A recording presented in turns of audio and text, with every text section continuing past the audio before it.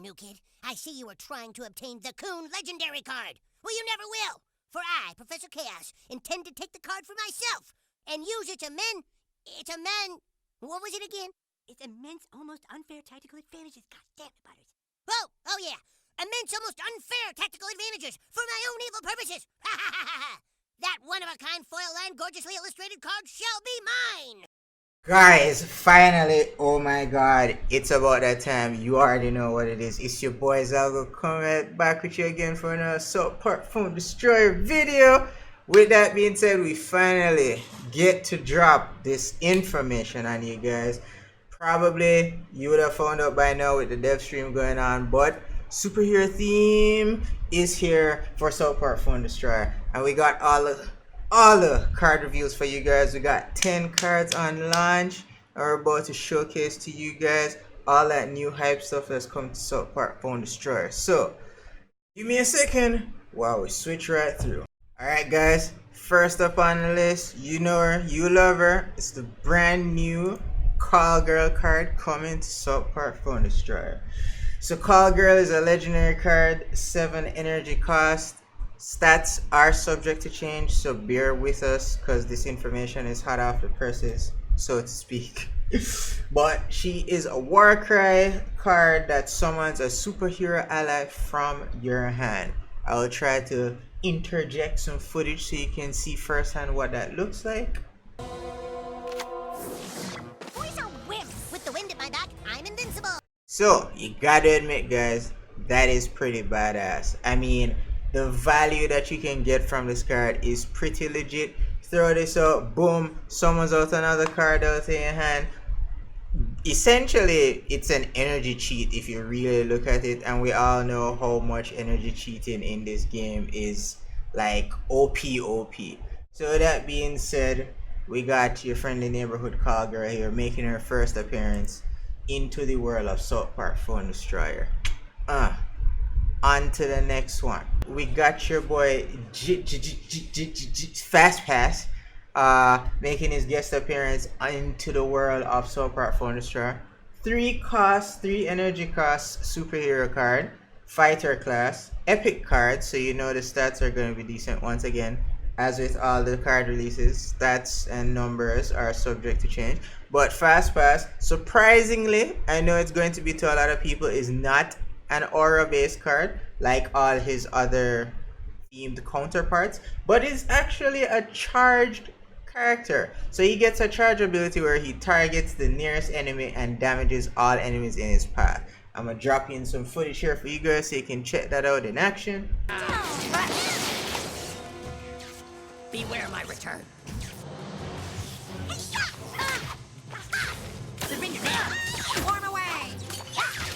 So yeah, what do you guys think? Think that's pretty cool? So essentially you could even do some cool plays where if your opponent basically summons something behind the new kid, you can actually use this to target that enemy behind the new kid with the charge ability, and at the same time also do damage to the new kid tower, which is insane depending on how they scale this card and if they make the full amount of damage that the attack does to the someone on the field actually applicable to the new kid tower as well. So that's gonna be interesting to see how that plays out. And I mean, who doesn't love Fastpass at the end of the day, right? So we got your boy, everybody's favorite Jew. We got the human Kite coming to South Park Phone Destroyer. Range unit, epic, 4 energy cost. Flying, so you know it's gonna be hard for this card to die overall, because flying units tend to have better survivability. They only pretty much really die to other flying units or spells as a whole, because ground units can't hit them. So with that being said, charged ability on this guy, shields allies in an area beneath him for 5 seconds. Now I know some people might feel like this is somewhat of a cop-out because he kind of does the same thing like his fantasy themed counterpart, but it's not the exact same thing. Granted, Call of the Draw Elves does shield his allies in the bubbles, and it's area wide, so I'll give you that. But the cool thing about Human Kite is he acts in a similar way like the mechanic that is currently on Swashbuckler Red. So even after you activate his effect, you can still summon something within his aura and it will get shielded, which is crazy because that can make for some really cool combo plays all in all. So I want to say it's an upgraded version of Kyle the Drow Elves, and also not to mention that it's an epic card, so it will have better stats as it levels up and progresses along the way. Also, this could make for some really sick Dougie plays, and you know we about that Dougie life. So looking forward to see how this card impacts the meta as a whole. It's your boy Mosquito himself. A lot of people are pumped about this card as well. I know at the end of the day, some people are going to be slightly disappointed, as with all the other card reviews, because some people would have already made their overall assumptions about what card should be what rarity and whatnot. But we got your boy Mosquito coming in as a rare fighter card who has a war cry, summons a flying mosquito swarm that heals Mosquito, which is the card itself, when it attacks. So gonna drop in some footage here. Mosquito incoming. I mean, hey, all in all, we all know everybody is about that legendary and epic life, but Mosquito could actually see some play here, especially since it's a self-healing card. So you can probably get some pretty sick plays off. Maybe get some shenanigans going with Mosquito summoning his Mosquito Swarm. Maybe Robin tweaking the Mosquito Swarm so it stays alive longer so that it heals him for a longer period of time. Maybe even Ninju or Bounty Hunter Kyle buffing the Mosquito Swarm so it attacks and maybe heals more than it usually does. There's a lot of cool synergies and mechanics that can work with a card of this nature. And it's low cost, it's only 3 energies, so I'm sure people will be out there finding space for this in their deck to try out. So definitely a card you want to keep an eye on in this upcoming expansion. Alright, the second legendary on the bill there you go, it's your boy Kenny McCormick himself, aka Mysterion, out here in these assassin streets as a 5-costed legendary assassin. That's once again subject to change, but really cool effect. His death wish is that he revives himself. Once again, just like Call Girl, insane value, able to cheat energy in so many ways. This card essentially revives itself once it dies. I'm gonna put in some image, some footage for you guys so you can see the process of how it happens. Ouch! You can't kill her, it never dies. Man! Mosquito incoming! Ouch!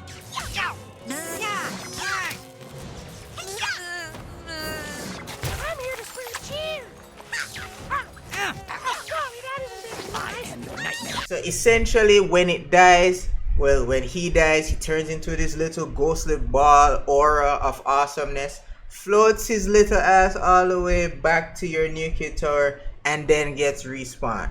This is cool because at the end of the day, you're essentially cheating out energy every time it dies and reborns, and you're also cutting down your card cycle rotation because this card never goes back to your hand once you've played it technically, because it'll stay on the field and just keep reviving. Counterplay to that, Fantasy Class with the Transmog can turn him into a rat, and that cancels his death wish and would put back the card back into your card rotation cycle. But really cool value, which is probably why it's statted there at 5 energy. Very good, very good card, and it's a card that you can play at level 1, just like Call Girl. Very good value even at level 1, just like Dragon Slayer Red. Very good value at level 1. So I definitely see this card being an auto include in superhero themed decks for sure. Brand new super fart card, because you know we gotta pay homage to the fractured butthole and the superhero theme, and it all ties into the lore. So we got ourselves a 2-cost spell card, Super Fart, pushes enemies away from new kid and deals 40 damage. This card is going to be a very good card for counterplay, low cost, so you can throw it out at any time. You see yourself getting pushed as a last ditch effort, you can throw it out. Everybody knows currently in the meta every now and again you'll get pushed by something, and then when you try to counterplay with a minion, it'll get UC'd or whatever right away so that they can continue their surprise push on tower. With this, they throw out that energy to deal with whatever it is you summon at first, and you still have a low costly 2 energy card that you can throw out to push everything off of your new kid tower. So I'm gonna showcase some footage of that so you can see what I'm talking about.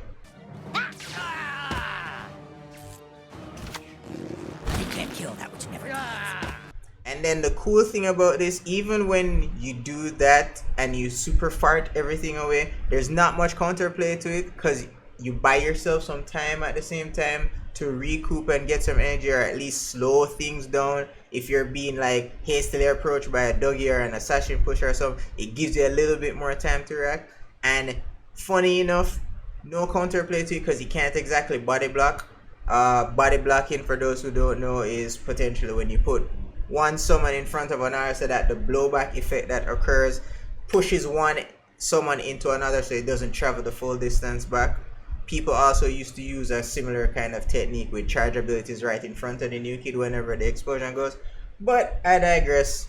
I'm not going to give you all my pro strats today, but definitely you want to check out Super Fart. Include this card in your deck as a part of the theme. You can definitely see this card get some play, and it's common rarity, so at the same time you can request it in your clans and you can get this leveled up a decent amount to do some pretty solid damage even at, let's say, level 5. That should be relatively easy for everybody to get into. So yeah, Super Fart. Alright, this is probably one of the most interesting cards that I feel like people are gonna get hyped for. Brings a whole new mechanic to South Park Phone Destroyer that has more or less long since been forgotten. The dynamic of lanes. You have your top lane, your middle lane, and your bottom lane that you usually find people play cards on. This card is a trap card that is called Chomper. 2-costed rare card, low cost, so you know you gotta put that ish in your deck. Damages and freezes enemies on contact. Card doesn't say for how long, but it should be long enough to give you enough time to react or set up a counterplay for something that runs into that. So essentially, this is how it's going to look. Is rampaging. It's better. So as you can see, pretty cool way to kind of counterplay. If you feel like we're back in a Dougie intensive meta, you have this card in your deck, boom, throw it down in front of your new kid. Instant Dougie protection for however long the trap stays out or until a Dougie runs into it. You're guaranteed to be safe. Very good at the opening start of a match to set up a board and also stall for time. And we all know how us Mystic users love to stall for time. So really cool dynamic that's going to bring some skill play into how the game is played, because at the end of the day you're gonna have to be very picky and choosy where you send things, whether top lane, mid lane, or bottom lane, because as we all know, more or less all your summons walk in a direct straight line. So if you already know that there's something set, a trap is set out there in the middle of the field, it's a no-brainer that you're not gonna send a minion into the trap running mid lane. You're gonna want to split push and go top and bottom lane if anything. So yeah, there you go. You got Chomper coming to the game. Oh yeah, and here we go, the poster child for the whole game for everybody's favorite character. It's the Coon. So awesome. Eric Cartman showcasing as the one and only awesome the Coon. My boy Tigger wants to hop up here. You like the Coon too, Tigger? Thank you. There you go. There you go. It's your favorite character, the Coon, Tigger. So, we got your boy, the Coon. It's an epic tank card. 5 energy, which more or less falls in line with all the Cartman type tanks. You got Awesome at 5. You got the Coon at 5 now as well. And also an epic card. Teamwork is his ability. He has plus 16 attack for each superhero ally on the field. And just in case you didn't understand how awesome the Coon is and how big a fan of Eric Cartman I am and South Park in general, there's your boy. There you go. You can see that ish. It's the Coon. Yeah. Yeah, it's your boy. Shoutouts to South Park Fractured Butthole and giving South Park Phone Destroyer all these awesome superhero themed cards to put in the game. So with that being said, I'm gonna show you some footage of the awesomeness that is the king.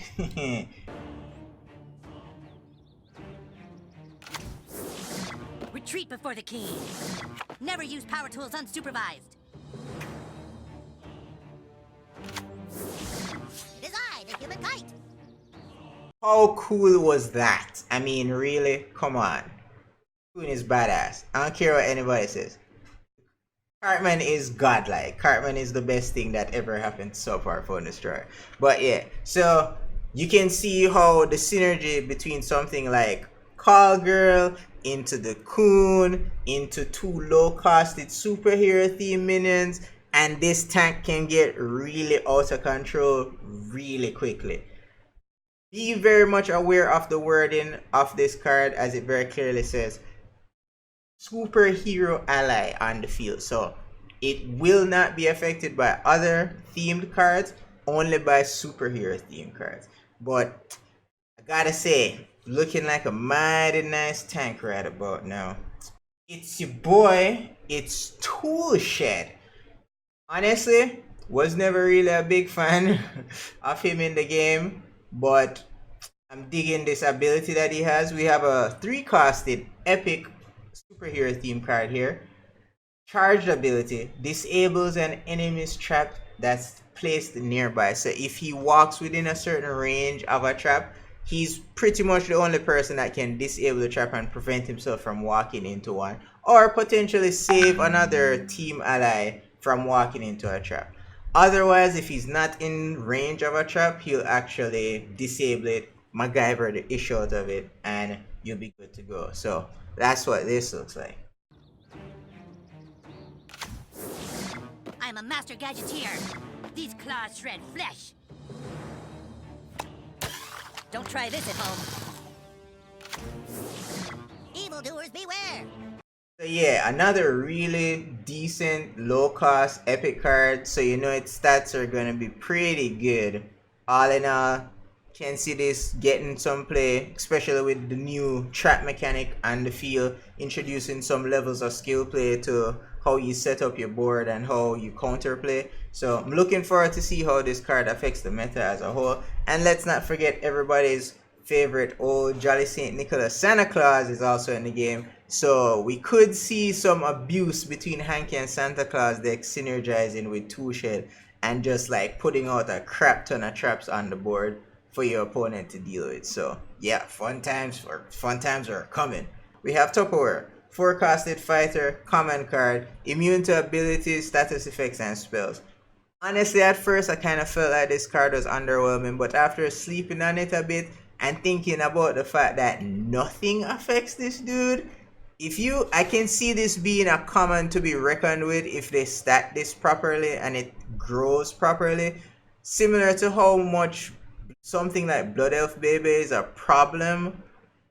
Even if you get it to like 6 and above, I can see where this card being 6 and above might actually be a problem. You can't get rid of it, you can't poison it, you can't debuff it in any way. It's completely immune to everything under the sun. You can't mind control. It's like essentially another alien drone, but I guess in a body form of some sort. We'll have to see how this card plays out. I feel on it. Whoa. Where did all the noise come from? Jesus, sorry about that, guys.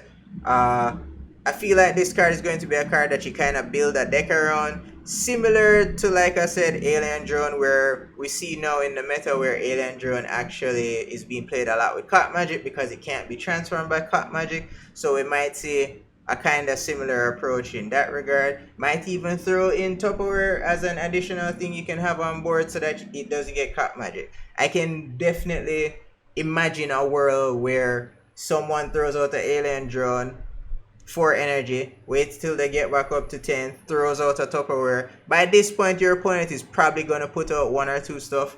Boom. Cut Magic. Instant value. You already have like 3 things on the board and your opponent only has 2 cocks or 1 cock depending on the value of what they put out. This card definitely has potential, even though we don't live in a common world anymore. It's all about legendaries and epics. We will see how this card impacts the meta as a whole. Well, guys, honestly, I mean, I'm not flashy with the edits or nothing, but that was your card reveal. We got 10 cards coming to the game, superhero theme hype all around. Red Links coming through with all the hype, gonna be doing a stream. Times are good. Times are good. Definitely looking forward to seeing how everything plays out with the game. And there's not much else to say except see you on the streets of South Park. And this is your friendly neighborhood gamer, Zago Comet, signing off. Telling you as always, until next time, keep on gaming. Subscribe to our YouTube channel. Like all our videos. Do go check us out on Facebook. You can search us under the name Zago Comet. Follow us on Twitter at Mr_Gamehead. And as always, keep on gaming. Visit our game review blog at www.zalgocomet.blogspot.com. See you guys later.